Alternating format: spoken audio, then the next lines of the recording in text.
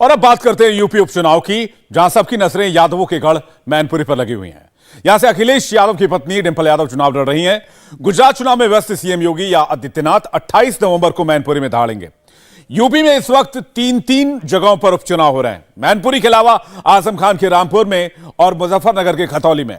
मगर टीम योगी के चक्रव्यूह ने यादव परिवार को मैनपुरी के इर्द गिर्द ही फंसा कर रख दिया है।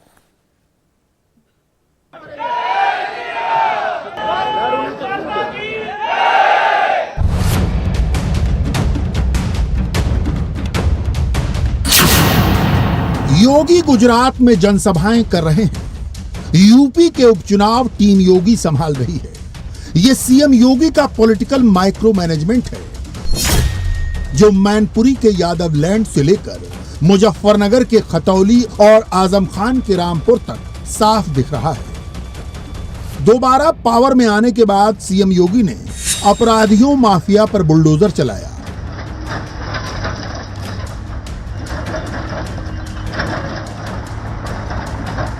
तो सियासी अखाड़े में पॉलिटिकल पावर दिखाया। भारत माता की, भारत माता की, भारत माता की जय जय द्वारकाधीश, जय श्री राम, जय जय श्री राम।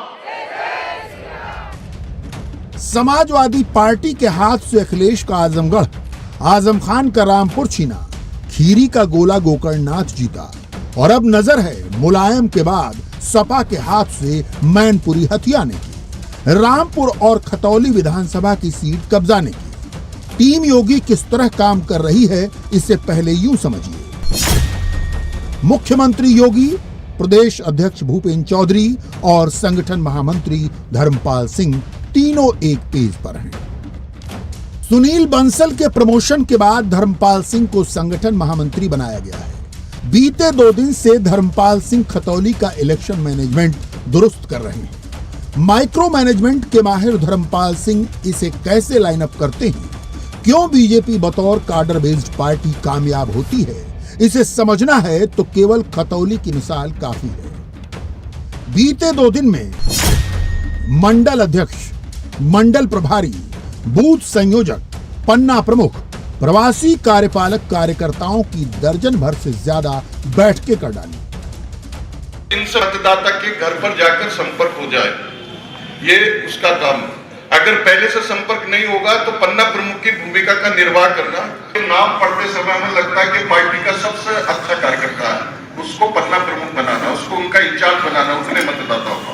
आपने पार्टी के जितने भी प्रदेश के नेता थे, जितने भी राष्ट्रीय नेता थे, पार्टी के जितने भी प्रदेश, वो सब भी पन्ना प्रमुख बने थे। बीजेपी में संगठन महामंत्री रीढ़ का काम करता है, दिखता नहीं है, मगर उसके बगैर संगठन चल नहीं सकता।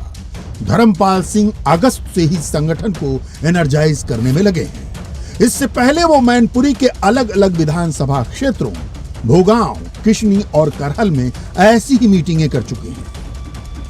जब संगठन महामंत्री खतौली में कार्यकर्ताओं के बीच सक्रिय हैं, तो प्रदेश अध्यक्ष भूपेंद्र चौधरी मैनपुरी के जसवंत नगर में मौजूद थे। शिवपाल यादव का वही जसवंत नगर जहां से वो सबसे अधिक वोट मुलायम को दिलाने का दावा करते हैं। भूपेंद्र चौधरी की यह बैठक पूरी तरह कार्यकर्ताओं को समर्पित थी। टीम पर भरोसा किसे कहते हैं, यह समझना हो तो भूपेंद्र चौधरी का यह बयान सुनिए। बूथ अध्यक्षों के कार्यक्रम में मुझे आने का अवसर मिला है और भारतीय जनता पार्टी एक कार्यकर्ता आधारित जनसंगठन है और हम अपने कार्यकर्ताओं को काम बांटकर हमेशा चुनाव लड़ते रहे। हमने पूरा होमवर्क कर लिया है। हमारी पूरी पार्टी, सभी कार्यकर्ता पूरी तैयारी के साथ हम लोग घर घर जाएंगे और अपनी बात जनता से कहेंगे। जो हमारी सरकारों ने हमने काम किया है उसका रिपोर्ट कार्ड जनता के बीच में रखेंगे और मुझे विश्वास है कि जनता पुराना विषय भी जानती है, हमने जो किया वो भी जानती है। हमने हमेशा, भारतीय जनता पार्टी ने अपने कार्यकर्ता और अपने काम के आधार पर जनता से, प्रदेश देश की महान जनता से वोट डालने की अपील की है और हमारे असंख्य कार्यकर्ता घर घर संपर्क करके भारतीय जनता पार्टी के पक्ष में मोदी जी के और योगी जी के नेतृत्व में हमारी सरकारों ने जो काम किए हैं उनके आधार पर मतदान करने की अपील हम कर रहे हैं। बड़े अंतर से जीतेंगे। आपने अगर रामपुर की तरह यहाँ भी कुछ समाजवादी पार्टी कार्यकर्ता आपके साथ जोड़ सकते हैं, कुछ ऐसा कुछ होने जा रहा है? निश्चित रूप से भारतीय जनता पार्टी एक विचारधारा से जुड़े लोगों का समूह है। हमारी ऑनलाइन संस्था जी, हमने किसी को सदस्य बनने से रोका नहीं है और हमारे परिवार में नए लोग आ रहे हैं, हम सबका स्वागत करेंगे। रामपुर का जिक्र किस सिलसिले में आया, इसकी डिटेल हम आपको आगे देंगे, मगर उससे पहले मैनपुरी की समाजवादी कथा सुन लीजिए। अखिलेश ने टीम योगी के मुकाबले के लिए कौन सी फौज खड़ी की है, ये भी देख लीजिए। बीच में खुद अखिलेश और दाएं बाएं दोनों चचा शिवपाल और रामगोपाल। यह टीम भी केवल मैनपुरी की प्रतिष्ठा बचाने के लिए है। अखिलेश हर मंच से नेताजी का वास्ता दे रहे हैं, चाचा से ताजा एकता का हवाला दे रहे हैं और बीजेपी उम्मीदवार को घर का भेदी बता रहे हैं। चाचा के क्षेत्र को लेकर के वो भी बात हमने खत्म कर दी और ये बीजेपी के लोग भी जानते हैं कि जसवंत नगर विधानसभा, उसके बाद करहल विधानसभा, किसनी, मैनपुरी और बाद में भूगांव, ये 4 तो जीतेंगे ही जीतेंगे, लेकिन इस बार पता नहीं क्या लग रहा है कि भूगांव के भी जनता ने मन बना रखा है जिताने। नेताजी ने अपना जीवन भर इस क्षेत्र और आसपास के क्षेत्र की सेवा की है, तो इस चुनाव में उनके समर्थन में एक एक वोट डाल करके ऐतिहासिक जीत दिलाए। जहां तक उपचुनाव की बात है, हालांकि बीजेपी ने अपना ही प्रत्याशी उतारा है जो कभी समाजवादी पार्टी में था। वो जानते हैं गिनती में कहीं स्टैंड नहीं कर रहा है, लेकिन कहीं न कहीं साजिश और षड्यंत्र भी हो सकता है। मैनपुरी ने पहले भी देखा एक बार जब चुनाव हुआ था। अखिलेश की टीम केवल सैफई का यादव परिवार है, वही उनका कोर वोटर है, लेकिन अखिलेश के चेहरे से टपकती चिंता दरअसल दूसरी है। टीम योगी ने मैनपुरी में ऐसी बिसात बिछाई है कि डिंपल यादव जातियों की लंगड़ी भिन्न में फंस गई है। मैनपुरी में यादव सबसे बड़ा कास्ट ब्लॉक है। बीजेपी ने इसके अलावा सारे ब्लॉक में घुसपैठ कर डाली है, लिहाजा नतीजे के तस्वुर से ही समाजवादियों के होश पाखता है। यादवों के बाद सबसे बड़ा वोट बैंक शाक्त, जिनके वोटर 3.25 लाख हैं। ब्राह्मण, ठाकुर और वैश्य बीजेपी के स्वाभाविक वोटर हैं। मैनपुरी सीट पर ठाकुर 2.5 लाख, ब्राह्मण 1.25 लाख और वैश्य 70,000। इनके अलावा जिस एक और ब्लॉक पर बीजेपी ने दांव लगा रखा है, वो है 1.5 लाख दलित। इन वोटों को मैनेज करने के लिए आधा दर्जन मंत्री मैनपुरी में लगाए गए हैं। मैनपुरी के उपचुनाव में चर्चा तो ये तक हो रही है कि मायावती इस बार अपना दलित वोट बैंक बीजेपी को ट्रांसफर करा रही हैं। दरअसल बीएसपी इस बार का उपचुनाव नहीं लड़ रही है। यही वजह है कि भारतीय जनता पार्टी के सामने चुनौती उन वोट्स को हासिल करना है।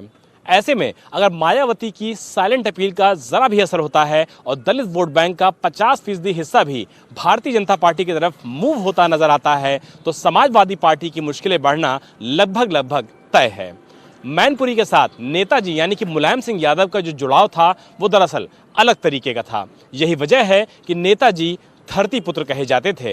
इस बीच महत्वपूर्ण बात यह है कि बीजेपी कैंडिडेट रघुराज सिंह शाक्य अपनी चुनावी जनसभाओं में लोगों को ये बताने में लगे हैं कि 8 दिसंबर के बाद डिंपल यादव खोजे नजर नहीं आएंगी और रघुराज सिंह शाक्य उनके लिए हमेशा मौजूद रहेंगे। अगर रघुराज सिंह शाक्य लोगों को ये समझाने में कामयाब होते हैं तो समाजवादी पार्टी की मुश्किलें बढ़ना मैनपुरी के उपचुनाव में तय नजर आ रही हैं। हालांकि यूपी के डिप्टी सीएम केशव मौर्य का दावा है कि उनकी पार्टी जातिवाद की राजनीति नहीं, विकास की राजनीति करती है।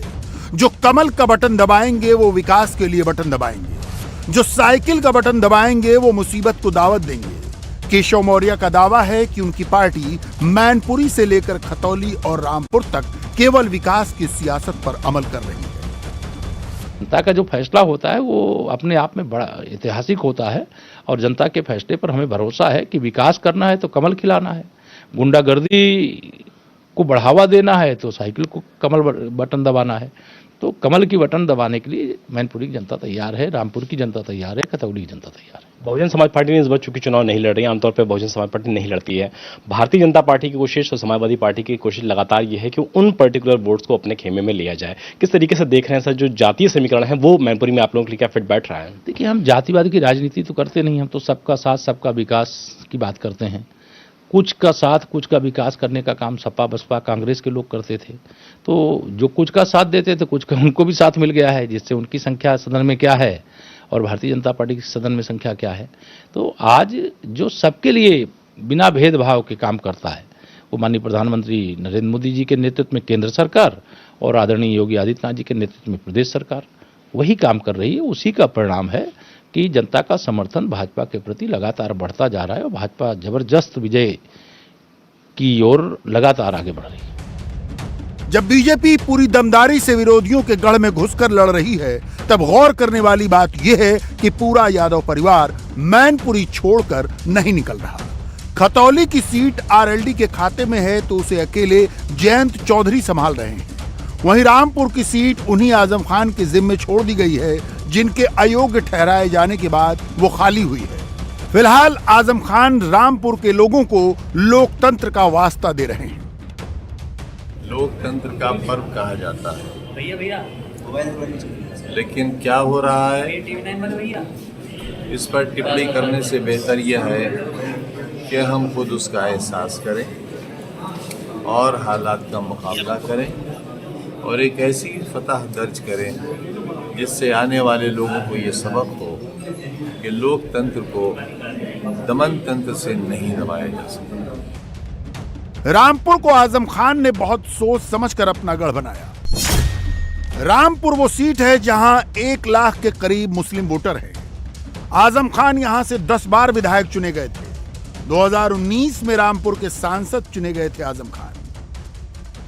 इंडिया टीवी हर वक्त हर जगह डाउनलोड करने के लिए सर्च करें India TV news Google play store या ऐप स्टोर पर।